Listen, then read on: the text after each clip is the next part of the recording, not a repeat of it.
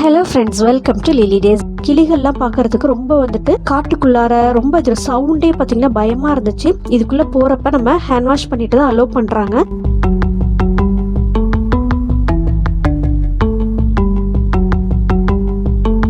இங்கேயும் ஃபுட்டு கொடுக்குறாங்க. அதையும் நம்ம எடுத்துட்டு போயிட்டு வச்சோம்னா அழகா உட்காரும். இதுக்கும் நான் பயந்தே எங்க பெரிய கிளி எதுவும் உட்காந்துருமோன்ட்டு பார்த்தேன்.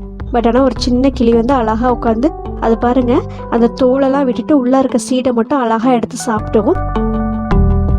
திடீர்னு தோல் மேலெல்லாம் உட்காந்துச்சு. அது எப்படிடா சொல்றது, எவ்வளோ நேரம் இது சாப்பிடும் அப்படின்லாம் கொஞ்சம் எங்களுக்கு இருந்துச்சு. நம்ம சூன்னு சொல்ல முடியாது.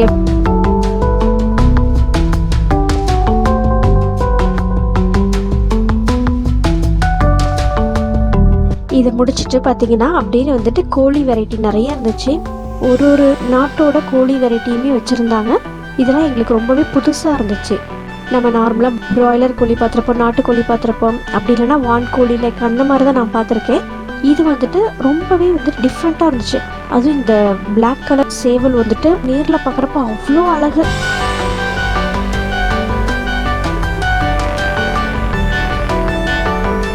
இது பாருங்க, இதோட வால் அவ்வளோ நீளமாக ஏதோ பாம்பு போகிற மாதிரியே இருந்துச்சு.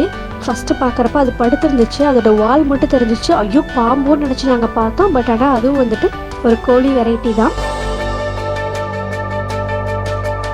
இந்த கோழிக்கு பார்த்தீங்கன்னா கொண்டையெல்லாம் இருந்துச்சு. அதாவது தலையை ஆட்டி ஆட்டி பார்த்தது எங்களுக்கு ரொம்ப என்ஜாய் பண்ணணும். உண்மையிலவே ஒரு 1.5 hours நம்ம எந்த உலகத்தில் இருக்கோன்றதையும் மறந்துட்டு என்ஜாய் பண்ணுற அளவுக்கு நாங்கள் ஃபீல் பண்ணணும். நீங்களும் கண்டிப்பாக அந்த ராஜாளி பார்க்கை விசிட் பண்ணிவிட்டு என்ஜாய் பண்ணுங்கள்.